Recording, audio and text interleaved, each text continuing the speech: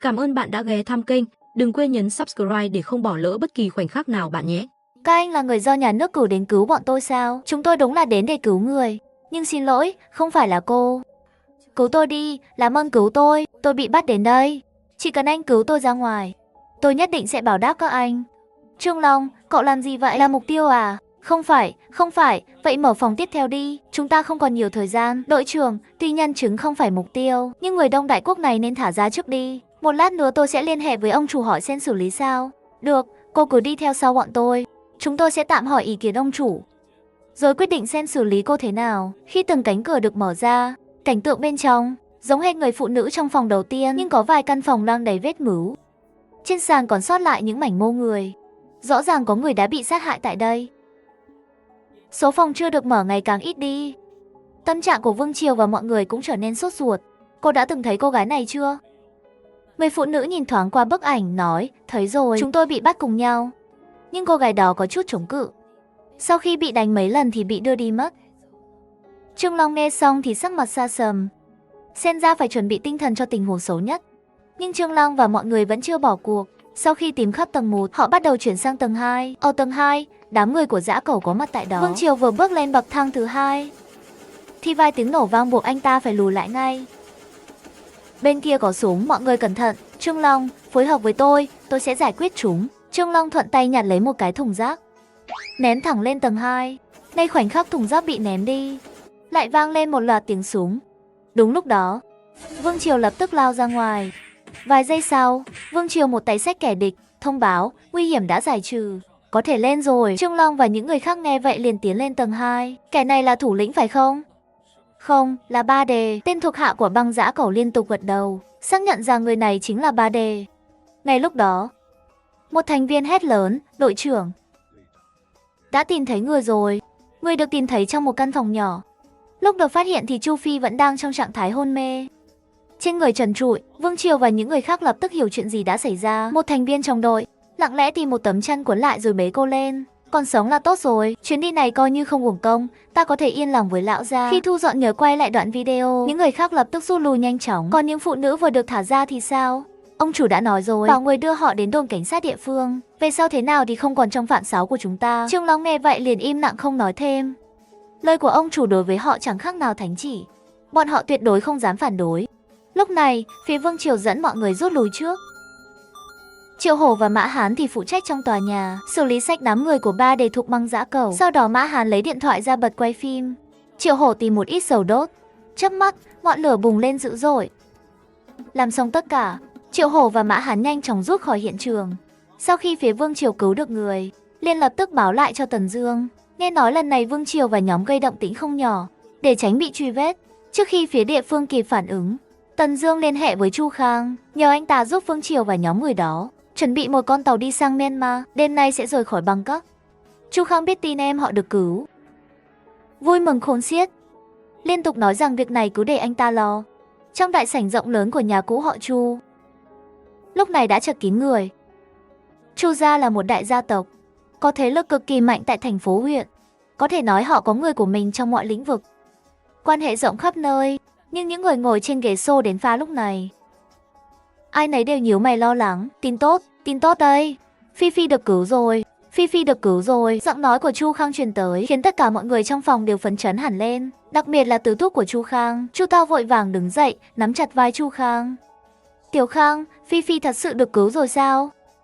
Tứ Thúc, đúng vậy, là bạn của con giúp đi cứu. Người đã được cứu ra ngoài rồi. Nhưng lúc họ hành động gây động tĩnh khá lớn, nên đêm nay buộc phải rời Bangkok. Các chú bác, xin mọi người nhanh chóng liên hệ giúp một con tàu đi từ Bangkok sang Myanmar tối nay. Bên đó thời gian rất gấp. Cứu được là tốt rồi, cứu được rồi, tốt quá rồi. Nghe được lời xác nhận chắc chắn, Chu Thao xúc động đến rơi nước mắt, bởi vì Chu Phi chính là con gái của ông. Để ta đi liên hệ thử xem, một lát nữa ta sẽ báo lại cho con. Vâng, Tám Thúc. Nhị thúc của Chu Khang là người trụ cột trong Chu gia.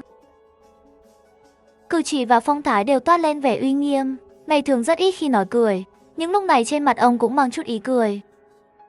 Tiểu Khang, lại đây, nói cho ta nghe rốt cuộc chuyện gì đã xảy ra. Sao người lại được cứu ra đột ngột như vậy? Người bình thường đâu có khả năng thực hiện cứu hộ xuyên quốc gia chứ. Nhị thúc, con cũng là liều mạng tìm đại thôi. Một người bạn của con mở công ty an ninh tư nhân, nên con hỏi thử xem có cách nào giúp không. Không ngờ bên đó thật sự có dịch vụ kiểu này. Thế là con thử đặt cược một lần xem sao. Không ngờ chưa đầy 12 tiếng. Họ đã hoàn thành nhiệm vụ rồi. Ngay cả con giờ vẫn thấy choáng đây. Bạn của con thật rất có năng lực đấy. Giải cứu xuyên quốc gia, khó khăn phải vượt qua là không hề ít đâu. Thằng nhóc này cũng được lắm. Đến lúc then chốt lại thật sự phát huy tác dụng. Bạn con tên là gì? Tên là Tần Dương, là người con quen được sau vụ cá cược với Ngụy Lương lần trước. Anh ta là người rất đáng tin cậy. Vệ sĩ hiện tại của con cũng là thuê từ chỗ anh ấy. Có dịp giới thiệu người này cho ta làm quen nhé. Dù sao đi nữa, anh ta đã cứu Phi Phi. Chu gia chúng ta không bao giờ là kẻ vong ân phụ nghĩa. Phong cách làm người là vậy, nhớ cho kỹ. Lúc này tam thúc của Chu Khang quay trở lại. Ta có một người bạn. Tối nay có chuyến hàng từ Bangkok sang Myanmar. Tiểu Khang, ta gửi con địa chỉ và thời gian, bảo họ nhanh chóng lên thuyền. Vâng, tam thúc, con sẽ đi làm ngay. Có sự giúp đỡ của Chu Khang, Vương Triều và những người khác trở về rất thuận lợi. Dù Vương Triều đã rời đi, nhưng ở Bangkok đã gây nên chấn động lớn. Thậm chí còn lên cả tin quốc tế. Ngày hôm sau, khi Chu Khang đón Chu Phi ở sân bay, ánh mắt anh nhìn Tần Dương đã khác hẳn. Anh ta đã nghe từ người hướng dẫn viên phiên dịch về quá trình giải cứu của nhóm Vương Triều. Mấy người Vương Triều đều bình an vô sự. Những người mạnh mẽ như vậy, anh thật sự có phần kính sợ. Tổng Chu, yên tâm đi.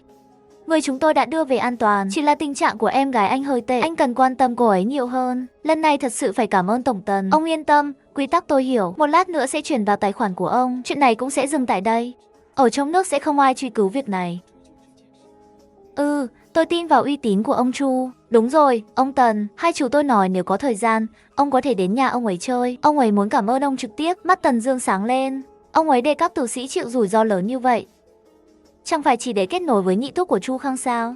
Được, tôi cũng nghe danh nhị thúc Chu lâu rồi. Chờ khi Chu nhị thúc có thời gian, tôi nhất định sẽ đến thăm. Khi kết nối được với Chu Khang nhị thúc, tâm trạng của Tần Dương rất tốt. Ngay khi định quay về khách sạn Hồng Bảo để thưởng cho Vương Triều và mọi người. Cậu à, cậu còn ở thành phố huyện à? Chú rể của cô Út cậu gặp chuyện. Cô Út, tôi vẫn ở đây, chuyện gì đã xảy ra vậy? Chú rể của tôi sao rồi? Cậu hiện đang ở đâu? Tôi thậm chí chưa kịp gặp chú rể lần cuối. Họ đã đem đi hỏa táng thẳng, chuyện này sao thể lý giải? Tiếng khóc của cô Út làm Tần Dương rất đau lòng. Ngay lập tức, cậu dẫn Vương Triều và mọi người vừa xuống máy bay, lái xe thẳng đến nhà tang lễ. Bệnh nhân đã bị bắt cóc, các đồng nghiệp của chú rể đang đối chất với vài thanh niên đầy nước mắt và tức giận. Đằng sau những thanh niên này là một người mập. Ông ta nói với các bạn rồi, đây là một tai nạn. Là nhân viên nhà hỏa táng làm nhầm. Hơn nữa tôi đã hứa bồi thường rồi mà. 50 vạn, chuyện này dừng tại đây. Đồ vô lương tâm. Tiểu tư rõ ràng bị các người bắt đi rồi mới qua đời. Các người còn chưa xin phép gia đình mà. Tự ý hỏa táng tiểu tư. Chuyện này không thể qua mắt ai đâu. Ai tin chứ, các người không được đi. Chờ chú Mạo đến rồi tính. Đừng cử động, đồ giá không chi ép được. Tôi đã nói là người này hỏa táng nhầm thôi. Khi chú Mạo đến cũng là để tìm người này. Liên quan gì đến tôi chứ? Tôi vì nhân đạo bồi thường 50 vạn. Qua nhiều lần thuyết phục. Cẩn thận, tôi sẽ kiện các người. Ông bị hắn làm giận đỏ mặt. Được rồi, đừng vây quanh nữa. Nếu các người thực sự muốn vì tiểu tư mà mất việc, giờ công việc 7 đến 8 nghìn cũng không dễ tìm đâu. Ngay lúc này, cổng nhà tang lễ bỗng mở ra vài chiếc xe. Các đồng nghiệp của Tư Bắc lùi lại vài bước. Ngỡ rằng Bao Nhị lại tìm côn đồ. Người đi trước đều biết lợi dụng hoàn cảnh. An Ngọc nhìn thấy Tần Dương, ngay lập tức càng sụp đổ. Tần Dương, chú rể của cô Út đã không còn rồi. Tôi thậm chí còn chưa kịp gặp lần cuối. Khóc, cô Út ơi. Cô hãy ổn định cảm xúc đi. Chuyện này rốt cuộc thế nào? Yên tâm, nhà ta còn người. Đi một mình tưởng dẫn vài người là ai lắm hả? Chưa đủ trưởng thành mà đã muốn làm ông lớn ngoài xã hội. Tần Dương ngẩng mắt nhìn, chỉ thấy một người mập trên mặt mang vẻ khinh bỉ. Đang nhìn mình. Thầy, anh là cháu trai Từ Bắc à? Vâng, lão gia, tôi là cháu trai Từ Bắc. Chú rể tôi rốt cuộc đã xảy ra chuyện gì? Cô Út tôi giờ khóc như thế này, thật sự không thể nói rõ được. Chú rể của cô Út bị con quái vật này hại chi ết. Tên hắn là Bao Đạt, biệt danh Bao Nhị. là tổng giám đốc nhà máy chúng tôi. Hôm nay gặp chú rể của cô út, hắn gọi đi. Chẳng bao lâu thì rơi từ nóc nhà máy xuống. Ngã chi ết tại chỗ. Tên này không báo cảnh sát, không đưa đi cấp cứu, cũng không thông báo gia đình, trực tiếp đem người đến nhà tang lễ. Chúng tôi còn chưa kịp đến, chú rể đã bị hỏa táng sống. Nếu nói không có mánh khóe, ai mà tin chứ? Chú rể tôi rốt cuộc chi ết thế nào? Ha ha ha, nhóc con làm tôi giật mình. Chú rể có lẽ không sống nổi nữa, rồi tự kết liễu thôi. Vương Triều lập tức lao tới gần, như bóng ma xuất hiện trước mặt Bao Nhị. Mọi người còn chưa nhìn rõ, Bao Nhị đã bay lên không trung như quả pháo nổ bay đi. Khi Bao Nhị rơi xuống đất, miệng đã đầy máu tươi, đau đớn kêu la. Rõ ràng Vương Triều đã tiết chế lực. Khi Tần Dương muốn có bước tiếp theo, bên ngoài vang lên vài tiếng động. Tần Dương ép bản thân bình tĩnh lại. Trước mặt mọi người, nếu thực sự muốn hạ Bao Nhị, hắn cũng khó thoát. Ai báo cảnh sát vậy? Chuyện gì đang xảy ra ở đây? Có đồng chí nào đây? Có người đánh nhau. Đau quá. Các người phải ra tay giúp tôi. Chính là mấy người này. Họ đều là một nhóm, là xã hội đen. Phong Nhi lại là chú của cậu. Rốt cuộc đã xảy ra chuyện gì? Lưu Tam, tôi như thế mà cậu không nhìn ra sao? Tôi bị đánh mà. Bao Nhị rõ ràng cũng quen người chú lớn tuổi này, mở miệng hỏi lại. Người chú đội mũ là tôi báo cảnh sát, là một đồng nghiệp của tôi. Trong giờ làm việc đã bị Bao Nhị dẫn đi, rồi từ tầng trên rơi xuống và qua đời. Rồi sao? Bao Nhị không thông báo cho gia đình người chi ết, tự ý hỏa táng người đó. Tôi cảm thấy có chuyện không ổn, nên đã báo cảnh sát. Con người thanh niên này là cháu trai người chi ết. Những người xung quanh là bạn bè của cậu ấy. Người phụ nữ này là vợ của người chi ết. Lưu Tam, cậu đừng nghe lão già này nói bậy. Tất cả là tự hắn nhảy, không liên quan gì tới tôi. Là công nhân hỏa táng làm nhầm người, việc này hắn có thể tự nhận. Còn tôi chẳng làm gì cả. Tôi bị oan. Tôi tới đây còn muốn bồi thường cho gia đình người chi ết. Được rồi, chuyện này chưa xong, trước hết mọi người về nhà đi đã. Tần Dương cũng không nói gì, dù sao cũng phải làm rõ sự thật, ngay cả khi không bắt được Bao Nhị. Người này, Bao Nhị thì đã được định sẵn, dù chúa cũng ngăn không nổi. Vào đồn công an, Tần Dương phát hiện điều bất ổn với nhóm Bao Nhị. Chỉ hỏi vài câu đơn giản, nhưng với Tần Dương và nhóm của cậu thì thay đổi thái độ, có cảm giác như thẩm vấn tội phạm. Tần Dương hiểu ngay, rõ ràng Bao Nhị có thế lực trong đồn công an nên mới liều lĩnh đến thế. Tôi sẽ gọi điện. Gọi điện gì cơ? Cậu có biết hành xáo của các người bây giờ là tụ tập phạm tội và còn đánh người. Ở lại đồn đã. Nhưng Tần Dương nào có sợ họ. Ngay lập tức rút điện thoại ra, tôi sẽ gọi. Dám thì ngăn tôi xem, quan và giang hồ đồng hành, tôi còn không tin là không có lý lẽ. Nghe lời Tần Dương, người thanh niên đội mũ nổi giận, định giật điện thoại của Tần Dương. Vương Triều và mọi người nhanh chóng đứng chắn trước Tần Dương. Lúc này, người đội mũ cảm thấy không ổn, kéo thanh niên đội mũ lại. Người này xem thường mọi thứ, em rằng lai lịch cũng không đơn giản. Cậu lao vào làm gì như mồi nhử vậy? Nghe lời khuyên của đồng nghiệp, phong thái vừa nãy còn ngạo mạn chợt yếu đi ngay lập tức. Tần Dương nhìn thấy vậy, liếc mắt đối phương, cầm điện thoại bắt đầu gọi. Hello. Sếp Triệu Chí, tôi đang ở Bắc Thành khu Từ Mộc Nhai, tôi gặp chút chuyện. Bây giờ cậu hãy liên hệ một số phóng viên trong thành phố và mời vài luật sư có uy tín đến. Được rồi sếp, tôi sẽ làm ngay. Sau đó Tần Dương lại gọi điện cho Hầu Cao Quan. Khi kể lại toàn bộ sự việc, Hầu Cao Quan cũng tức giận đến mức không chịu nổi, quả thật là vô pháp vô thiên. Tần tổng, chuyện này cậu đừng vội tìm phóng viên. Vì cậu tin tôi nên chuyện này. Hãy yên tâm, tôi chắc chắn sẽ có câu trả lời cho cậu. Tần Dương hiểu ý đối phương, cũng nhượng bộ một bước. Tốt. Hầu Cao Quan, tôi tin cậu, tạm thời tôi sẽ không để phóng viên phơi bày chuyện này. Bây giờ là thời đại mạng, ảnh hưởng từ dư luận không phải nhỏ. Đối với cấp bậc như Hầu Cao Quan, cũng sẽ có tác động nhất định. Chẳng bao lâu, một người đội mũ cấp cao bước vào phòng ghi lời khai. Vừa thở hổn hển, hỏi ai là Tần Dương. Tần tổng. Chính tôi, còn cậu là ai? Xin chào Tần Tổng, tôi tên Đặng Quân, là người quản lý ở đây. Yêu cầu của Hầu Cao Quan đã báo cho tôi rồi. Xin Tần Tổng yên tâm, chúng tôi, những người duy trì trật tự, chắc chắn sẽ làm đúng pháp luật, sẽ không oan cho một người tốt, cũng sẽ không bỏ qua một kẻ xấu. Hy vọng cậu sẽ giữ lời. Tình hình hiện tại các cậu dự định xử lý thế nào? Về vụ tiểu tư, tôi thay mặt đồn tuần tra Bắc Thành bày tỏ lời chia buồn sâu sắc. Chúng tôi đã mở điều tra về cái chết của tiểu tư. Việc điều tra đã được lập hồ sơ, chắc không lâu sẽ có thông tin phản hồi. Vì các cậu đã bắt đầu điều tra, tôi cũng không còn gì để nói, cũng sẽ không làm chậm báo án của các cậu. Tôi sẽ ở đây chờ nghi phạm đến. Hiện tại đang ở đồn tuần tra các cậu. Tôi muốn làm rõ sự thật chắc cũng không khó lắm. Anh thấy không? Đội trưởng à, hành động của anh này không đúng quy tắc à? Hi hi, vậy việc mấy người lúc nãy dùng cách thẩm vấn tội phạm với chúng tôi lại hợp quy tắc sao? Tất nhiên bây giờ tôi không muốn tranh luận chuyện đó. Hiện giờ tôi chỉ muốn một sự thật, để đòi lại công bằng cho chú của tôi. Vậy tốt thôi, mấy người hãy chăm sóc tốt cho gia đình nạn nhân. Cậu thanh niên lúc nãy không ngờ người ta thật sự có hậu thuẫn, chỉ vài cuộc điện thoại đội trưởng của triều đình cũng phải chạy ra tiếp đón. Người có thể chỉ huy như Đặng Quân tuyệt đối là anh. Chỉ là tầm cỡ đại nhân vật. Ngay sau đó cậu thanh niên lại nhìn đầy cảm kích. Người vừa chặn mình đồng nghiệp.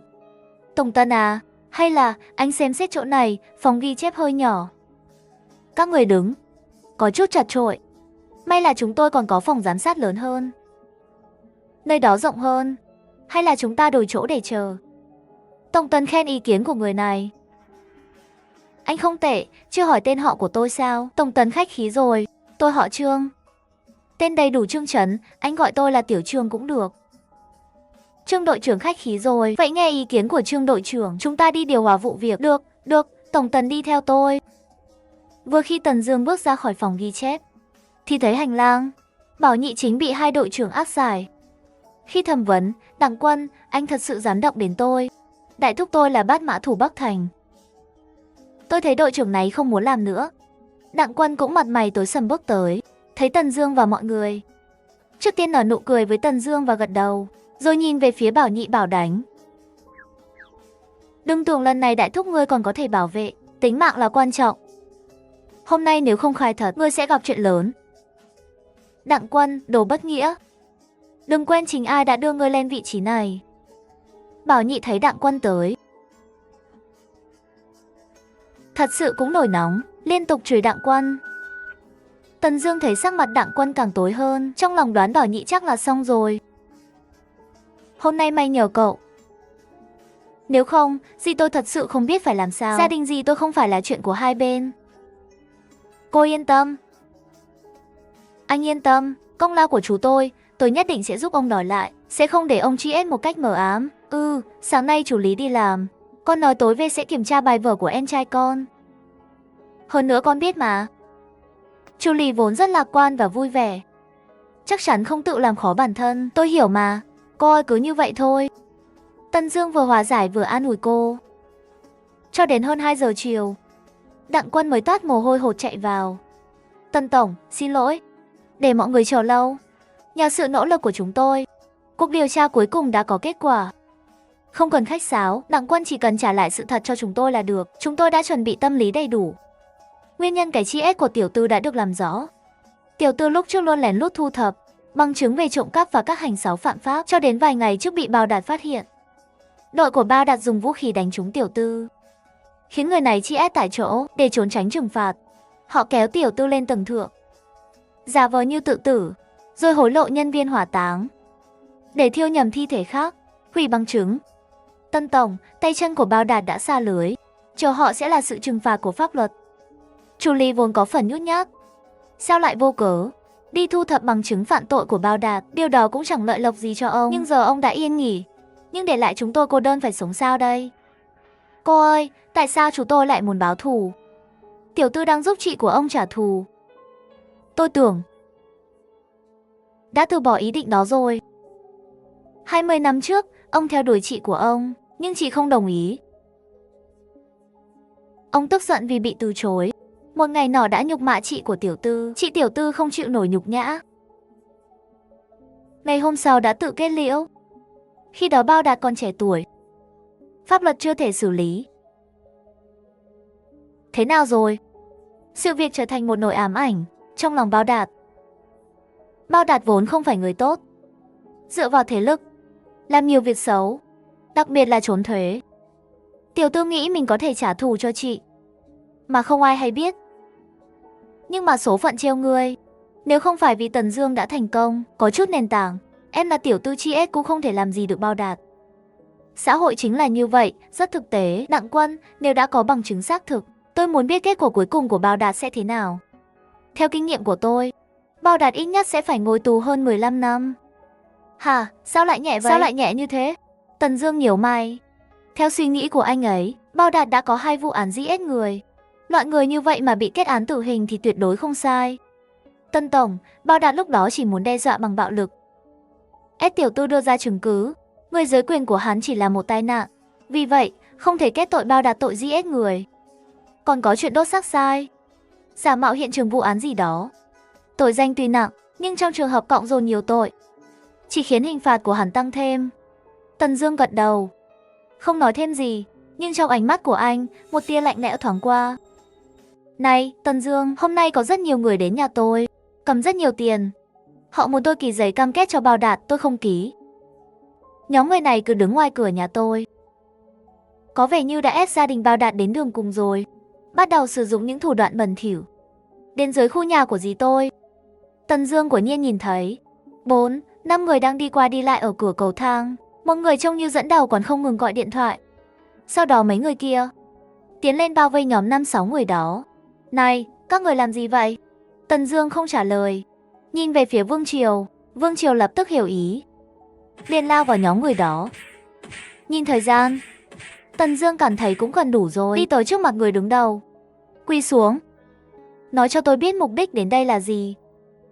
Anh ơi, đừng đánh nữa. Tôi nói là người nhà Bao Đạt bảo chúng tôi đến. Chúng tôi nhất định phải có giấy cam kết. Quả nhiên, bắt lợn không bao giờ có kết cục tốt. Bao Đạt tính khí hung hăng, kiêu ngạo là di truyền từ tổ tiên. Vậy các người định làm gì? Chúng tôi sẽ lên làm lại giấy cam kết với Vương Triều và mọi người. Đừng đánh nữa.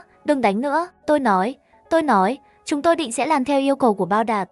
Nếu không được thì bắt đi, ép đối phương ký tên. Mấy ngày tới cậu và Mã Hán ở lại đây, bảo vệ an toàn cho cả nhà dì nhỏ của tôi. Rõ rồi, ông chủ. Đến trước cửa nhà dì nhỏ, Tần Dương khẽ gõ cửa. Tôi đã nói rồi, tôi không ký. Tôi đã báo cảnh sát rồi, các người mau đi đi. Dì nhỏ, là con đây, mở cửa đi à. Đám người đó bị con đuổi đi hết rồi. Tần Dương vào nhà an ủi An Ngọc một lúc, rồi kể việc Lưu Nhân sẽ bảo vệ mẹ con họ. Sau đó anh mới rời đi đến vùng hoang dã. Tần Dương gọi 2 tên thủ hạ cấp 1 đến. Nếu còn lắm miệng thì chôn các người luôn. Chút nữa các người dẫn mấy người này đi đầu thú.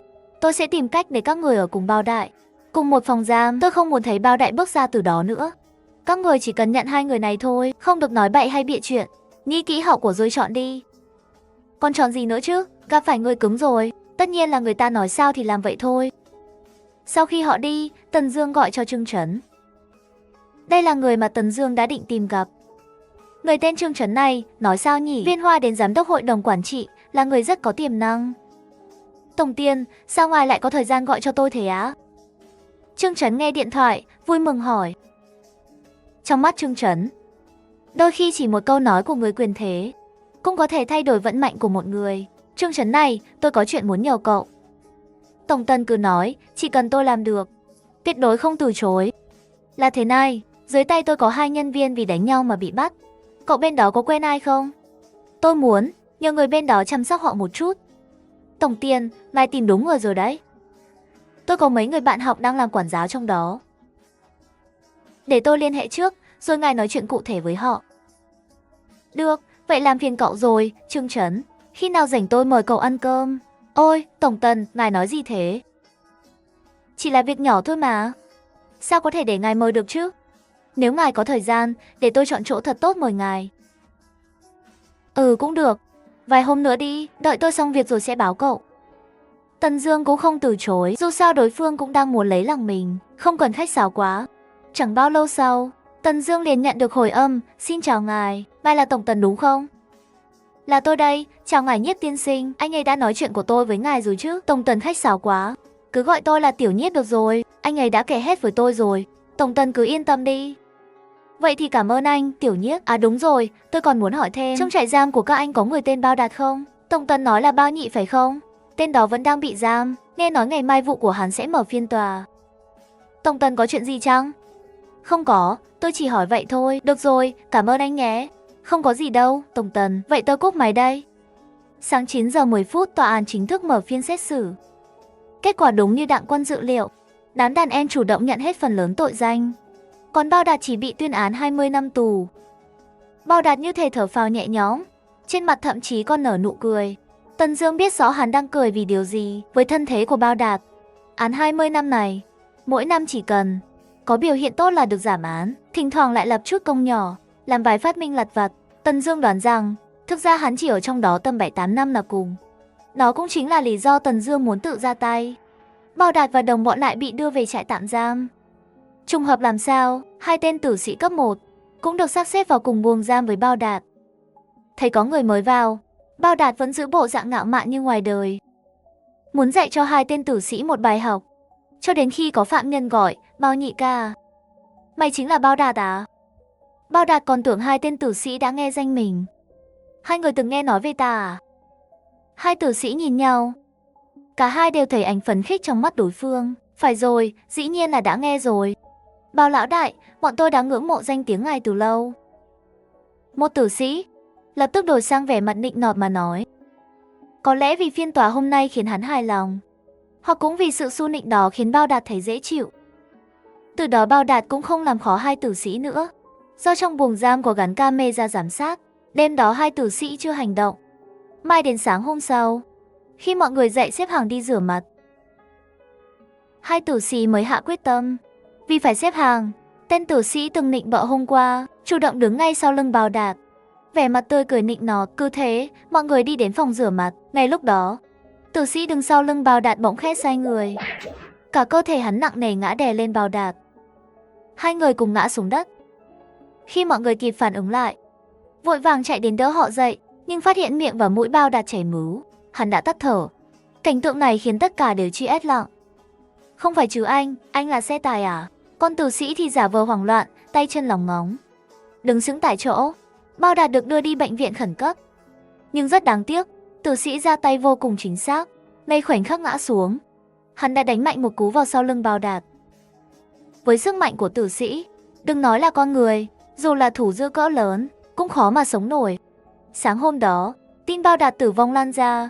Nguyên nhân được ghi là tai nạn. Ông chủ, mấy ngày nay tôi đã hoàn tất đăng ký tên tập đoàn cho công ty rồi.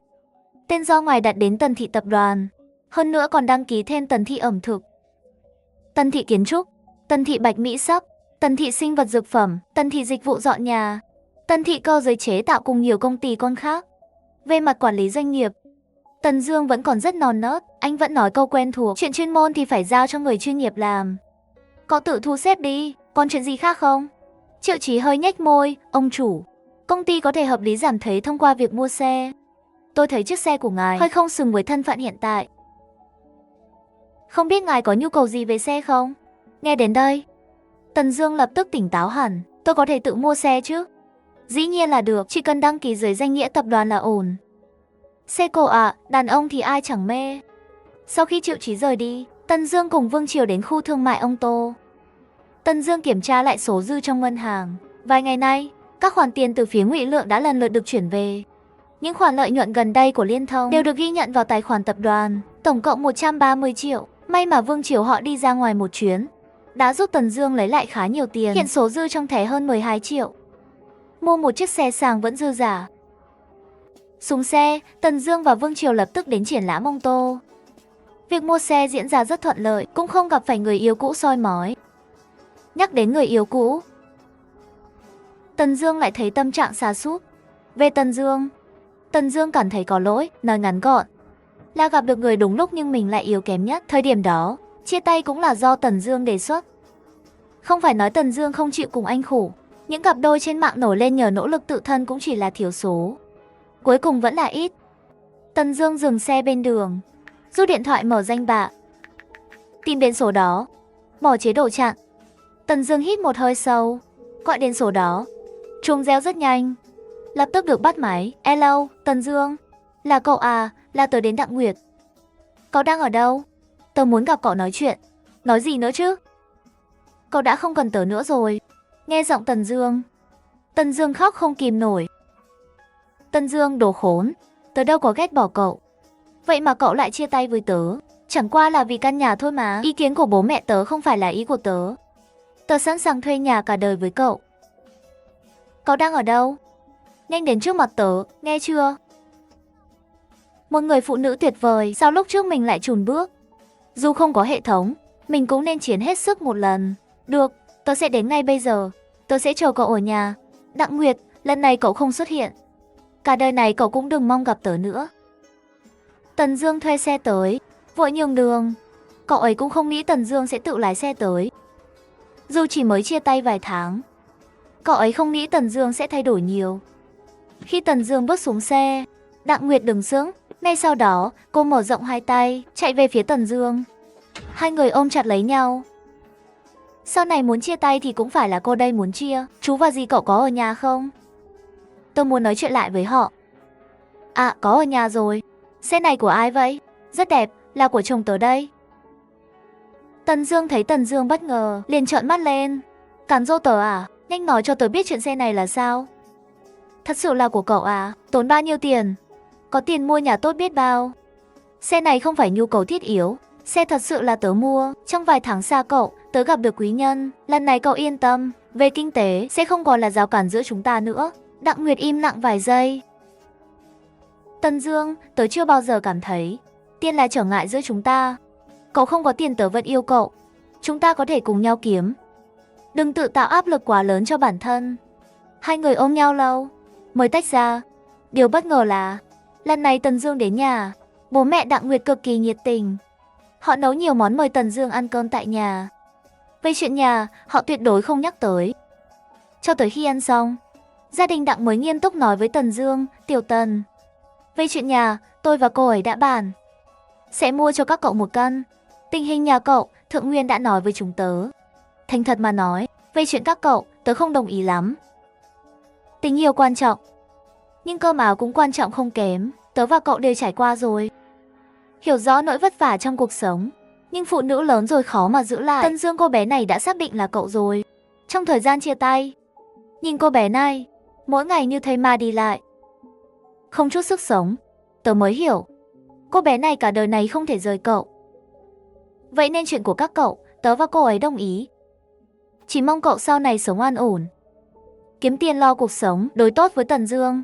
Nếu trong tương lai, nếu các cậu xảy ra mâu thuẫn, hãy gọi cho tớ, tớ sẽ đưa cậu ấy về nhà."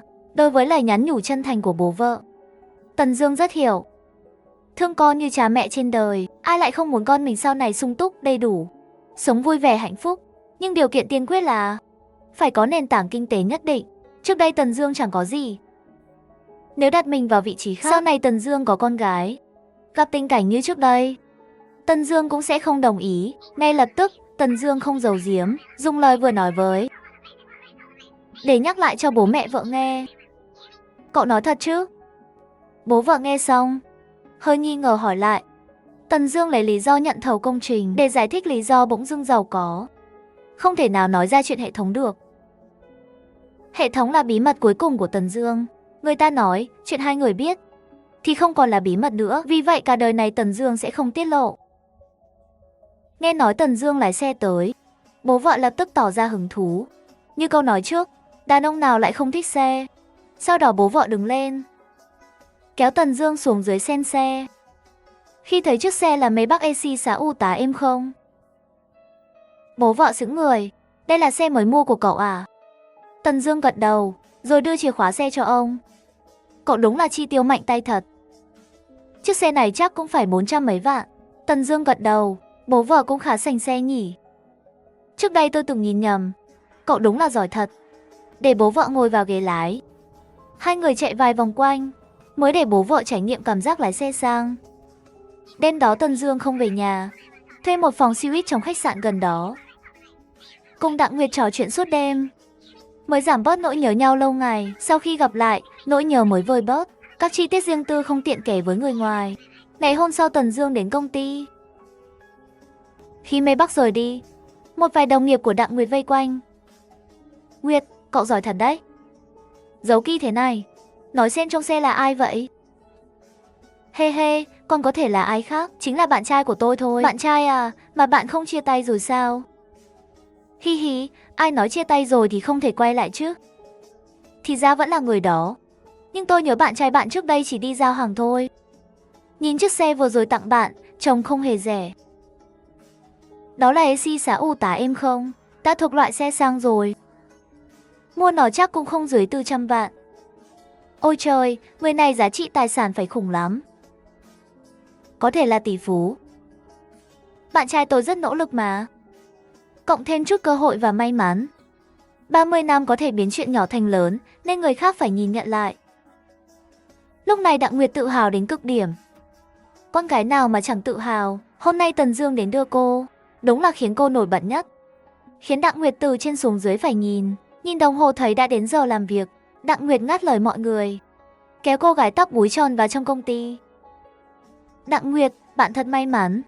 Ai mà ngờ được cậu bé nghèo ngày xưa lại trở thành tỷ phú một bước nhảy. Ước gì tôi cũng may mắn như vậy. He he, đó không phải là may mắn, mà là nhãn quan tốt của tôi. Thấy bạn tự hào quá đi. Nhưng Đặng Nguyệt đừng trách tôi nói nhiều. Có câu, đàn ông giàu lên thì dễ hư. Cô phải để ý đến bạn trai của mình. Tất nhiên tôi không nói bạn trai cô phẩm chất kém. Chỉ là cậu ấy vốn đã đẹp trai, giờ lại có tiền.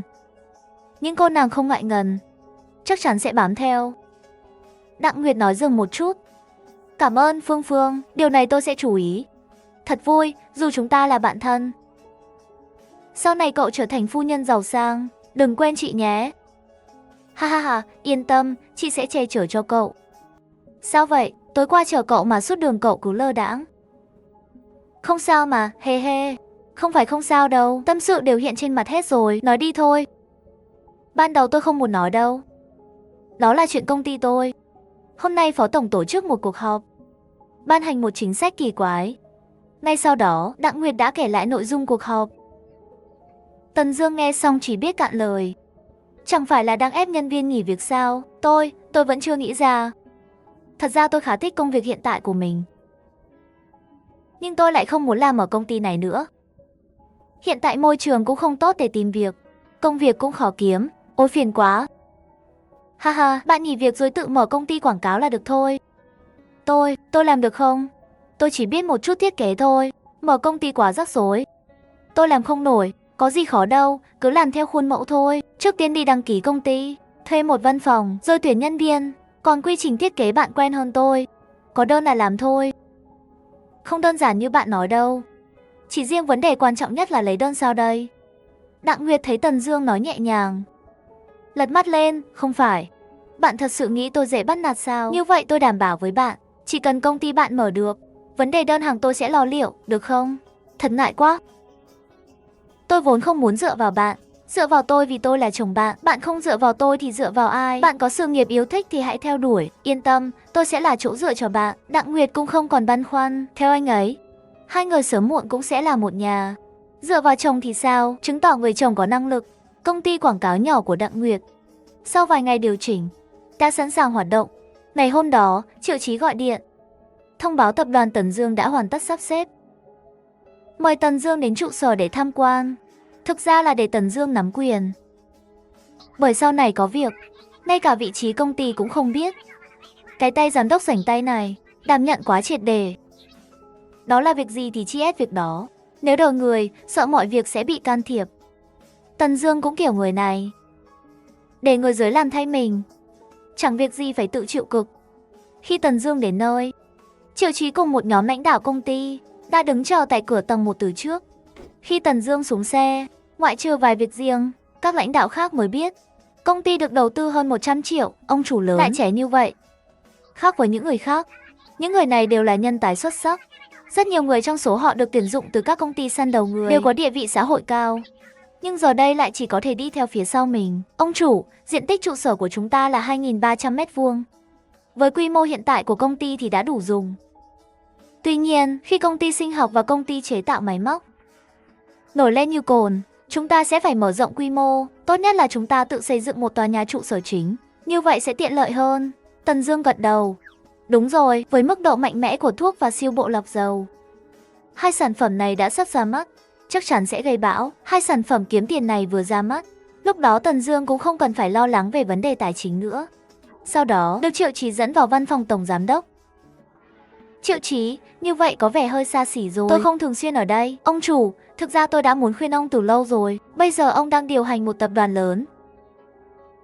Mọi người đều dựa vào ông để kiếm cơm. Nhưng ông lại quá khắt khe với bản thân mình. Tôi đã đến nơi ở của ông rồi. Nơi đó thực sự rất tồi tàn. Với vị trí của ông bây giờ, ông đáng được hưởng thụ. Cút đi, nhưng cảm ơn vì lòng tốt của cậu. Sau khi tham quan văn phòng, bắt đầu nghe Triệu Chí kể lại. Với sự đầu tư tài chính, tôi đã ở Đông Bắc mua lại một nhà hàng ở 3 khu vực thành phố phía Nam. Hiện tại đang trong quá trình sửa chữa, dự kiến sẽ hoàn thành trong nửa tháng. Sau đó, tất cả các chi nhánh sẽ cùng mở cửa. Công ty xây dựng đã được thành lập, bao gồm hơn 200 người bạn thân. Và thông qua mối quan hệ của ông chủ và các nhà cung cấp, chúng tôi đã nhận một dự án nhỏ từ Ueliang, chủ yếu là xây dựng các tòa nhà. Nếu dự án này hoàn thành, dự kiến sẽ thu lời khoảng 80 triệu. Dĩ nhiên, tiền lương của các nhân viên trong dự án cũng tính vào. Nếu bỏ đi chi phí nhân công, công ty có thể thu được từ 1 đến 2 triệu là hết.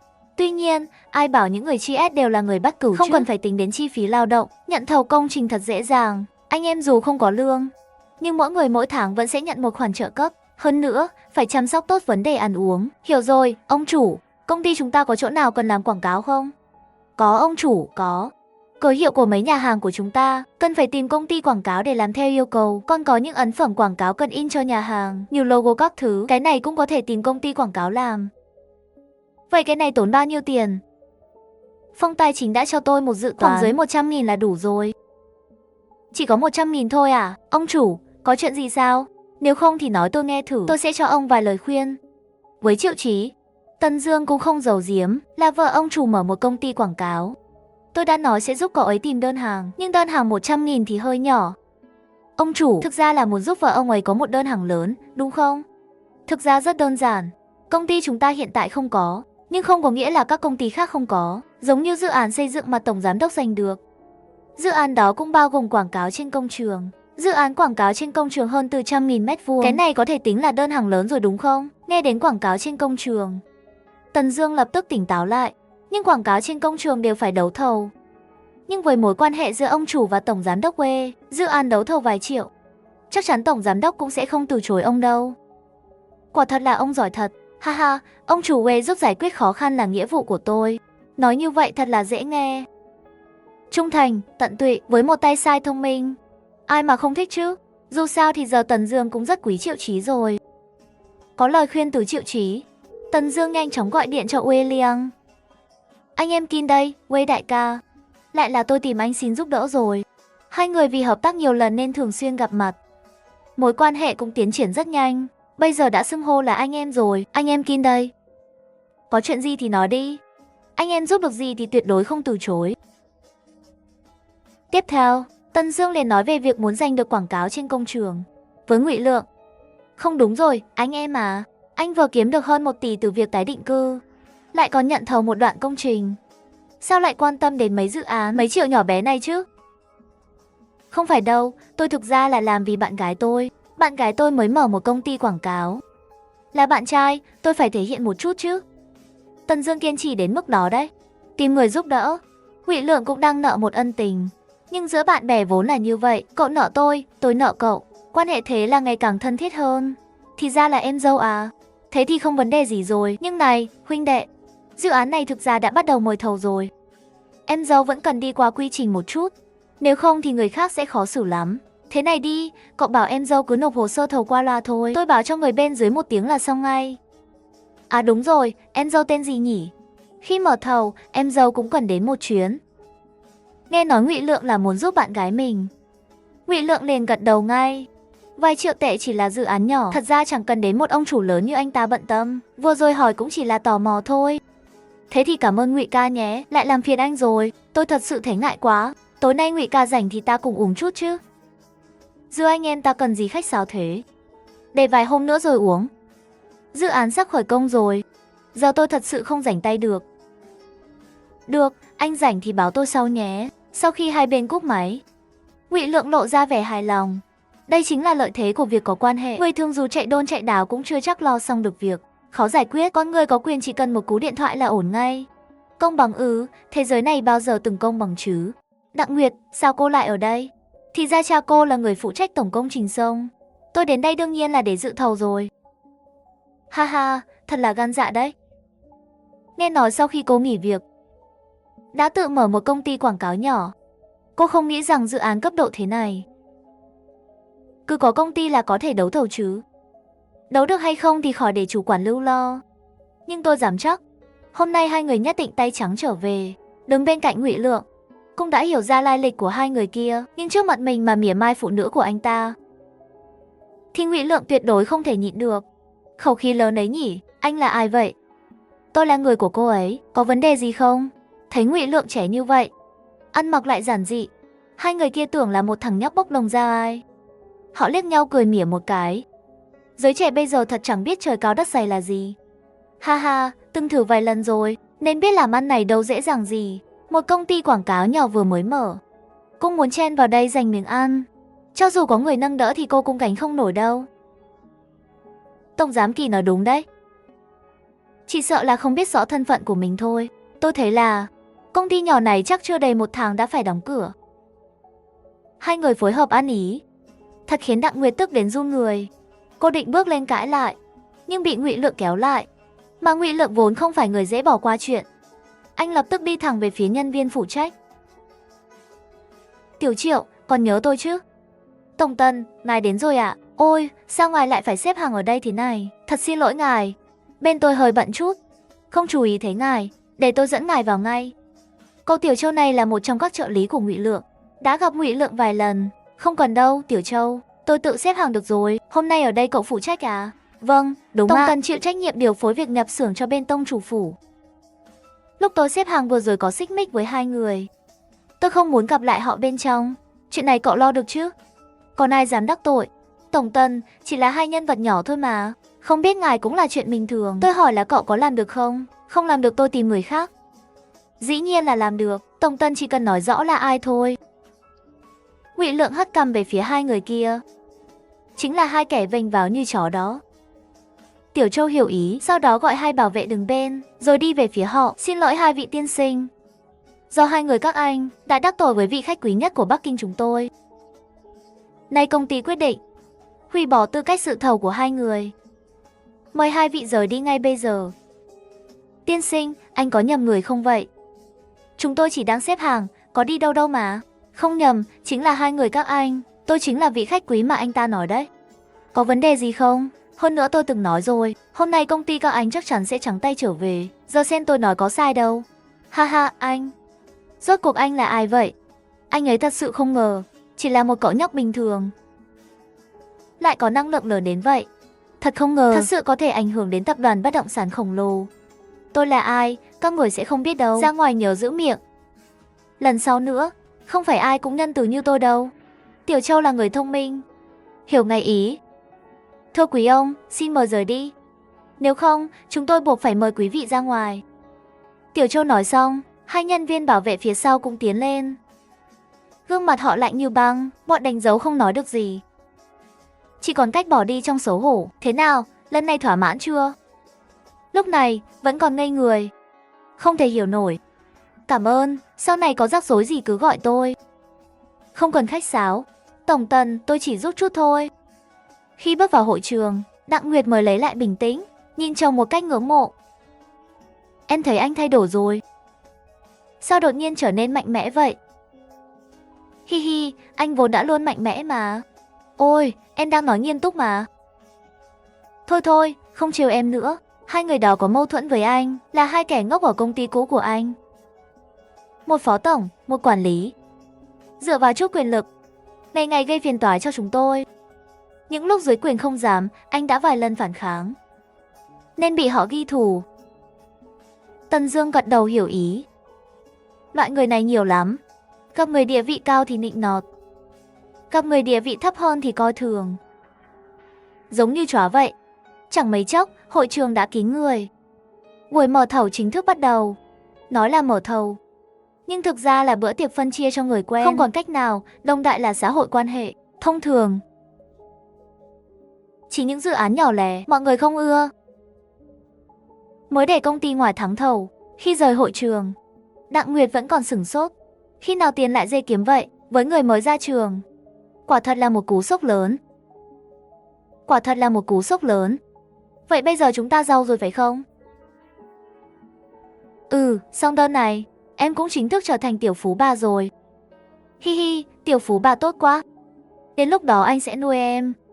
Được, không được hối hận. Có dự án rồi, hai người tự nhiên cũng không thể lúc nào cũng dính nhau được. Tần Dương đưa Đặng Nguyệt về cửa hàng, đồng thời sắp xếp cho cô 2 cấp dưới, giả vờ làm nhân viên nhỏ, lén lút bảo vệ an toàn cho cô, cũng là phòng trước mưa bão. Thời gian này Tần Dương đã chọc ghẹo không ít người. Hiện giờ chỉ có thể coi là ủng hộ Tần Dương, chỉ còn lại Đặng Nguyệt và em gái. Về phía em gái, ngày nào cũng ở cùng hơn chục nhân viên bảo vệ. Dù có muốn đi chơi, phía sau luôn có 2 người bảo vệ đi cùng. Về vấn đề an toàn thì không cần lo. 2 ngày trôi qua. Tổng, ông bận rộn vậy, sao còn rảnh gọi tôi? Ha ha, Tổng Tần ông cũng thần bí như rồng thấy đầu mà không thấy đuôi. 2 người nói chuyện qua lại một lúc, Tổng Hoang mới nói chuyện chính. Lô đầu tiên, những chiếc xe được cải tiến bộ chế hoa khí siêu cấp đã xuất xưởng. Chúng tôi đã bàn bạc, chuẩn bị tổ chức một buổi họp báo. Ông là nhân vật chính sản xuất bộ chế hoa khí siêu cấp, nhất định phải có mặt. Nhanh vậy vì toàn công nghệ sẵn có. Tự nhiên là nhanh. Khi nào? Ngay ngày mai. Chúng tôi đã mời không ít các cơ quan truyền thông trọng điểm và các CTOGM lớn sẽ thực hiện trực tiếp.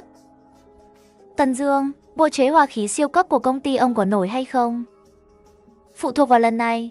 Nhưng Tổng Tần, chúng ta nói trước, nếu bộ chế hòa khí siêu cấp nổi, ông không được bắt nhà máy chúng tôi chia sẻ lợi nhuận. Đương nhiên Tổng Hầu Cao yên tâm, ngày mai tôi nhất định sẽ có mặt. Còn nữa, tôi Tần Dương tuyệt đối không làm chuyện bỏ đi phá cầu. Nếu bộ chế hòa khí siêu cấp thật sự nổi, chỉ cần Tổng Hầu Cao còn tại vị, giá 300 này chắc chắn sẽ không thay đổi. Tổng Hầu Cao rất hài lòng. Ông cũng nghe ra ý của Tần Dương. Bộ chế hòa khí siêu cấp nếu nổi, tăng giá là tất yếu. Nhưng chỉ cần ông còn ở vị trí này một ngày, giá cung cấp của Tần Dương được định cố định ở 300 đồng một cái. Còn việc tăng giá, ông ấy cũng không từ bỏ vị trí. Nếu Tần Dương tăng giá, thì chuyện đó không liên quan đến ông ấy nữa. Tại buổi họp báo, Vương Kiện tuyên bố GZ Auto sẽ rút khỏi lĩnh vực xe điện năng lượng mới, tập trung toàn lực vào xe dùng bộ chế hoa khí siêu cấp, gây chấn động ngành công nghiệp. Nhà máy cơ khí của Tần Dương nổi danh trong giới, trở thành mục tiêu hợp tác được các hãng ô tô lớn săn đón. Hôm nay cảm ơn Tổng Vương nhiều, Tổng Tần khách sáo rồi. Đây là đôi bên cùng có lợi. Nói đến cảm ơn, lẽ ra tôi mới phải cảm ơn anh. Hi hi, hai người đừng cảm ơn nhau nữa. Theo tôi, các anh đều là công thần lớn. Một người dám sáng tạo, một người dám thử nghiệm, mới có kết của ngày hôm nay. Thật ra điều khiến tôi ngạc nhiên nhất là Tổng Tần. Tôi cứ nghĩ Tổng Tần chỉ làm ăn trong ngành ẩm thực và xây dựng, ai ngờ còn lấn sang lĩnh vực khác và đạt được thành tựu đáng kinh ngạc như vậy. Thật đáng kinh ngạc. Người vui nhất chắc có lẽ là Hầu Cao Quan.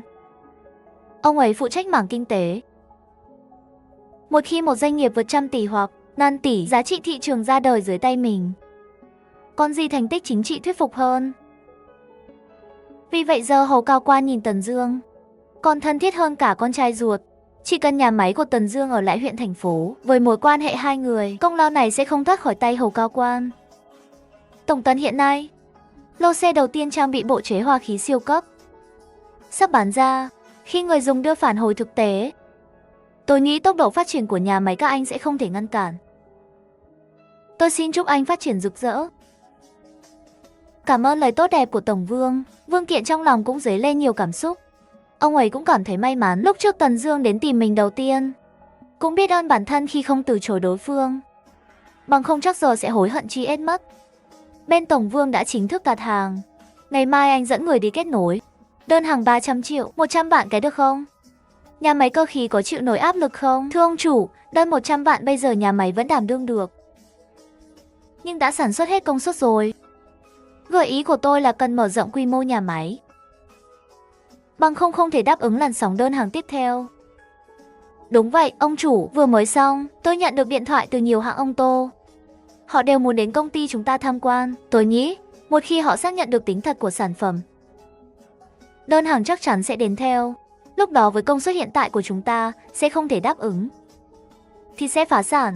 Hàng tốt thì không sợ bán không được, nhưng giá của các hãng ô tô này chắc chắn không thể là 300 nữa. Các cậu thử nói xem chúng ta nên định giá bao nhiêu cho hợp lý. Hi hi, ông chủ, chúng ta là kinh doanh độc quyền. Tình hình hiện nay là ai không mua sản phẩm của chúng ta, thị trường sẽ dần loại bỏ họ. Vì vậy miền ông chủ định giá không quá vô lý. Các công ty này cũng chỉ còn cách chấp nhận.